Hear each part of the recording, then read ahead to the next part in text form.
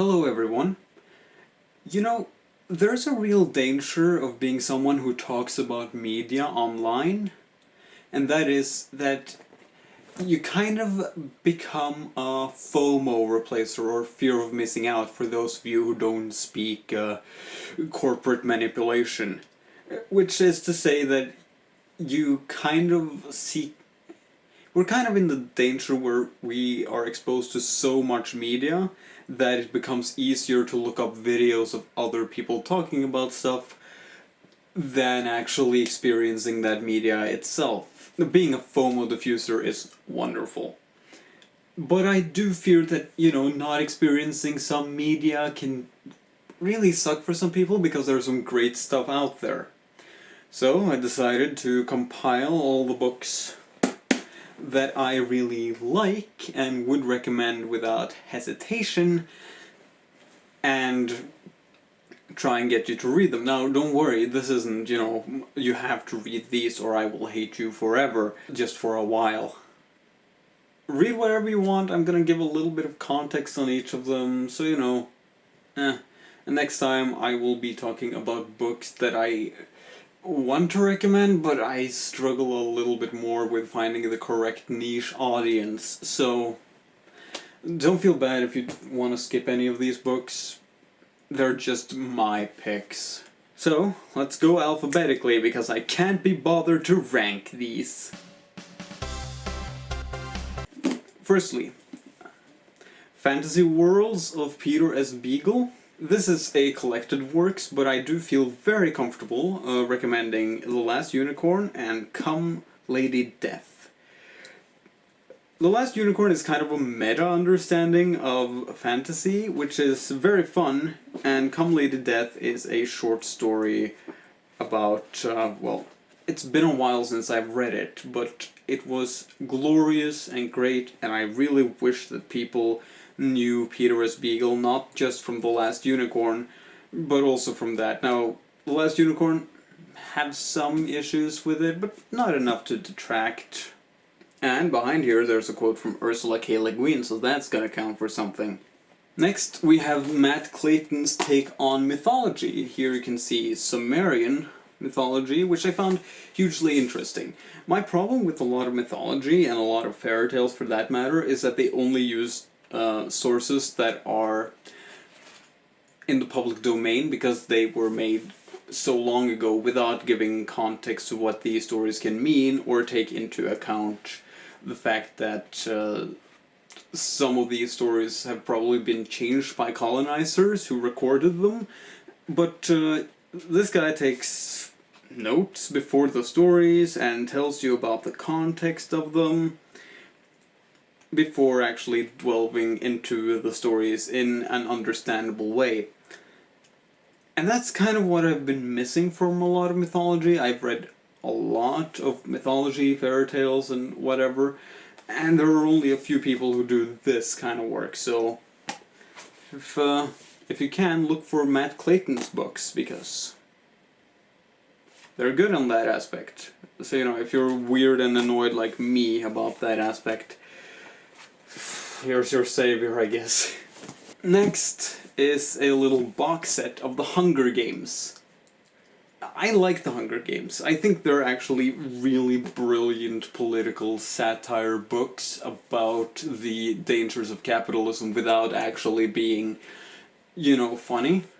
They're very dark and go into a lot of details that I personally enjoy, and a criticism towards these books can certainly be that it takes away from femininity and says that, the only way to be strong and good in society and affect real change is to do masculine stuff and blah blah blah.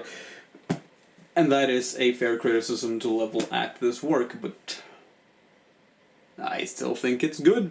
I don't know what to say aside from that. Next is a 100% favorite of mine, and I'm aware that I'm biased towards this series, but The Wheel of Time. This is the first book, The Eye of the World.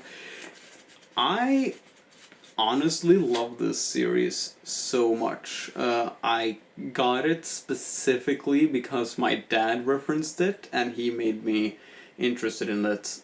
And I hadn't seen my dad in a long time, so I figured I would get the first book, read it, and then get into it, so I had something to talk with my dad about. Little did I know that I would absolutely love it. Now, I do know that may actually lead to me being a little bit too nice to it, and a little bit too lenient. I've heard people say there are pacing issues in the later books because the publisher wanted him to write more and more books in the series when it had a set ending, so it can meander, but I enjoy these characters so much that I do like the meandering parts as well.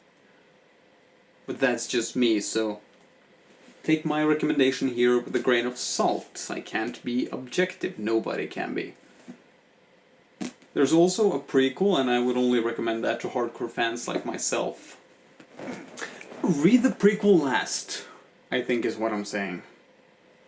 Okay, so remember what I said about Matt Clayton? Well, Rosalind Curven did the same thing with Viking mythology. There are so many books about Viking mythology. I think I've read 5 of them, and of all of them, this is the only one I feel truly comfortable recommending, because it does the same thing. It adds a lot of notes on all of these things on the back of the book, so you can either completely ignore them or just go all the way with the into everything and look at the back and the front, so you know, it's a little bit of flipping.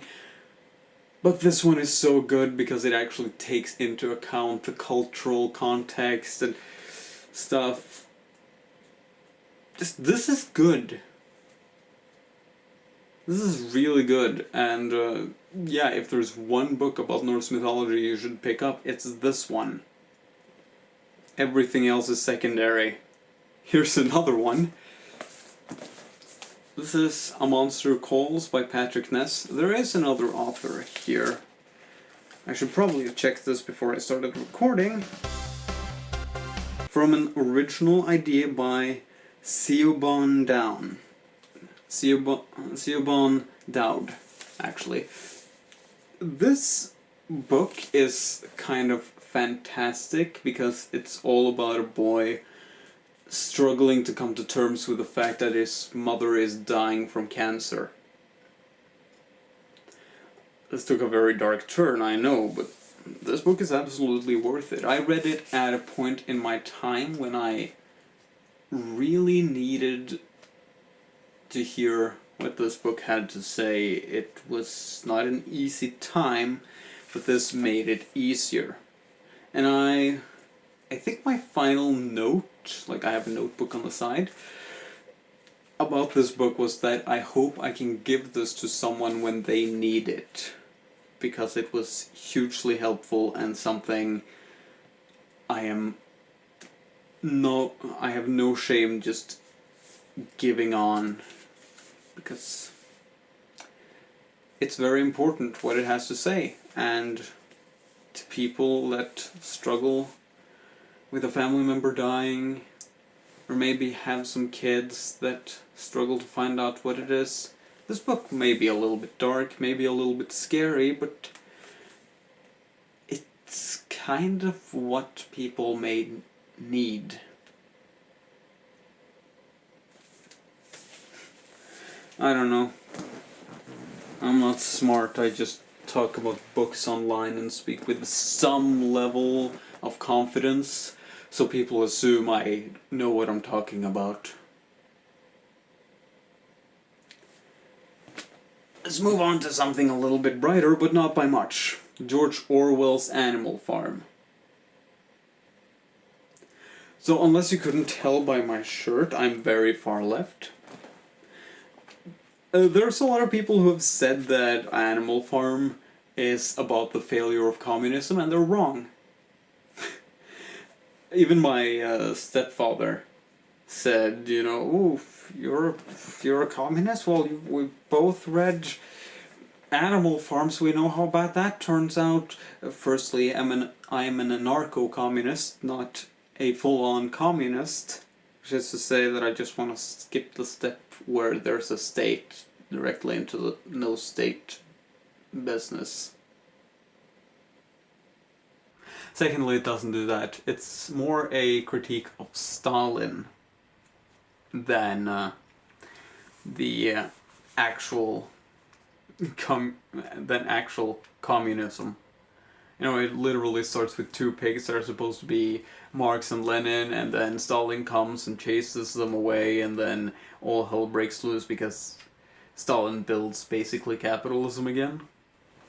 It kind of is a criticism of communism in that suddenly someone bad will be in power, which is why Orwell was an anarchist, according to what I know. So I think it may have been better if it had only one character that it told its story through, but this is like something you can knock out in a day and think about for years. You might be wondering why 1984 isn't on this list. I'll get to it in the next video, don't worry. Next, Discworld by Terry Pratchett. I love Terry Pratchett's Discworld series. This is just one of them to have as an example, but I think it is such a fun and unique look into fantasy with socialist themes that I really enjoy. There's a lot of trans people who have said that the development of dwarf culture towards gender is something that really helped them, and I applaud Terry Pratchett for that, even though he could use a little bit more LGBT representation in his books, like, directly, but sadly he passed away, and can't really talk to him about that, but for what these books are worth, they're worth a lot. I've rarely had as much fun while experiencing a story as I've had with the Discworld books. Not all of them are winners, but I do recommend reading all of them. I can probably make a video about how to get into this series because it's a lot. Talking about all of them can be fun. If you want me to do that, I'll probably do that. If you don't want me to do that, I'll probably do that. We're on a little bit of a Terry Pratchett train of thought right now, because I'm not going to recommend everything he has written, because I haven't read everything, and not everything is fully within, like, my list of 100% recommended. But Nation is brilliant anti-colonialism writing about just a tiny island and its people, and someone from England actually learning their ways and not being intrusive, and finding out that their people have a culture and an understanding that is unique from hers, and therefore leads to an alternate reality where that island was never colonialized and they learn from each other.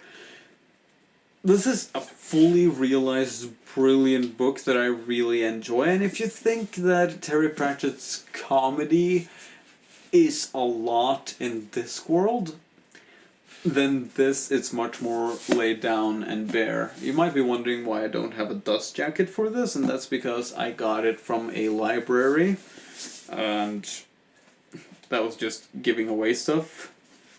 So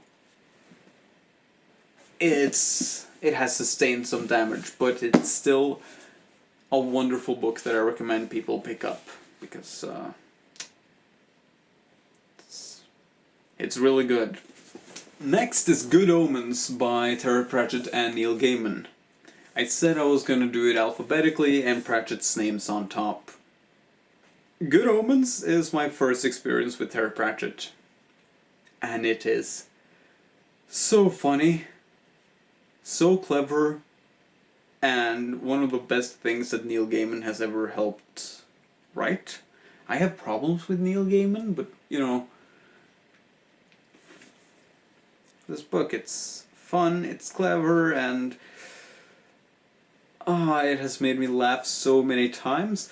I don't even want to spoil anything of what happens in this book, because it's so fantastic and just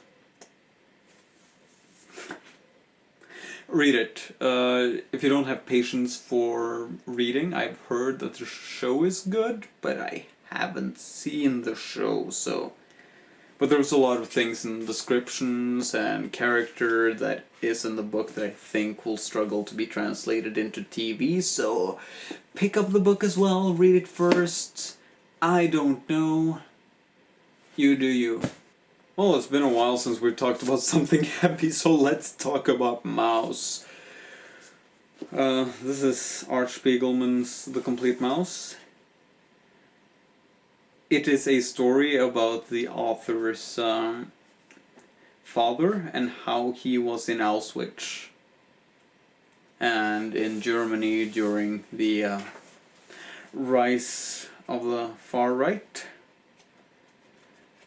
And a little bit about him as well as a person, because he's far from a good person.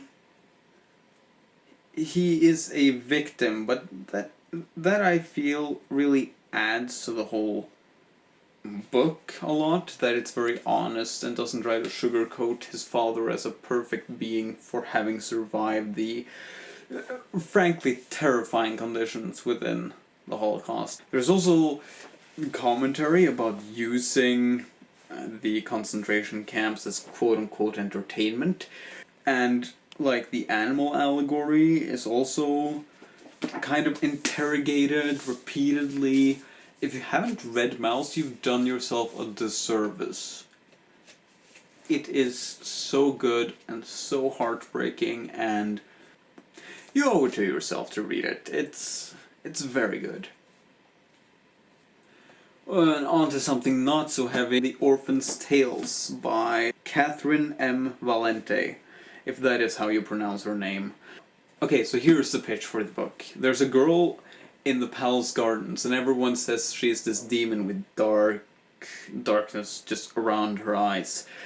And one day the Sultan's son gets curious about this girl and goes up, and it turns out that the writing around her eyes is actually stories. And she has been looking in the reflection and is now telling these stories. This includes mythologies from all around the world, and also contains a story structure that is very similar to 1001 Night, or the Arabian Nights as it's known in the English-speaking parts of the world, where one story leads to another story, which leads to another story, which leads into another story, and then out of that story, and into another, and out, and out, and out, and in, and out. It's complicated to explain, but it makes a lot of sense when you read it. It is fantastic, and if you're looking for something that is very different, but still distinctly fantasy, this is a great book to pick up. And finally, on my you should read this, but don't feel pressured to actually read it, is the autobiography of Malcolm X. I have a feeling that this is like a book that a lot of people talk about, but actually haven't read. And that's a shame, because this is just amazing. This might be one of the best books I've ever read, which is why it's in this. Why do I do these things? It's on the list, of course it is. This is a fantastic book that I enjoy so much, because it covers his life in such detail, and the dangers of racism. If you haven't picked it up, you're doing yourself a disservice. Don't just talk about it, don't just watch the movie, although I've heard the movie is good. I haven't seen it, one day I will. Too busy watching trash. But seriously, check this out. It's well worth your time. Wait, I forgot one. How are you supposed to pronounce that? Anyways, it's an introduction to Inuit myths and legends. This is a fantastic book, actually. I would rank it among some of the best among the mythology, because it takes time to explain certain things with notes in the margin, and a great introduction. Just being willing to lay it out as raw as possible. Because Inuit myths and legends are a little bit hardcore, at least when they were first recorded, which makes me suspect, is there some sort of foul play? Please don't, because this is really good, and I don't know what to say beyond it is great, and I wish it was better at some things, like just writing down when stories are incredibly similar, like instead of writing down the entire story again, but changing a few details, have it in the notes, in the margin instead. I get it, a minimum page setup and stuff. But I will give the book credit for also stating where it was recorded and give sufficient notes to understand, and a great introduction. Just, I don't like the way it's set up occasionally, but other than that it is fantastic. And that ends this book thing. It's been fun. I hope you've enjoyed this and that you've learned some stuff and put more books on your to read list. But if you don't, I can't judge you for that. It's fine. Next time, oh god, we're gonna have to talk about a lot of stuff. But that's gonna be fun. So, hope you've enjoyed. Like, comment, subscribe. There's a Patreon.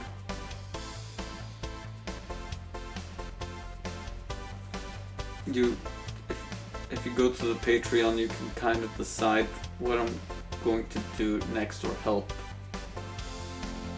the outcome of the next, what we're gonna talk about in the next. Okay, I'm bad at selling myself.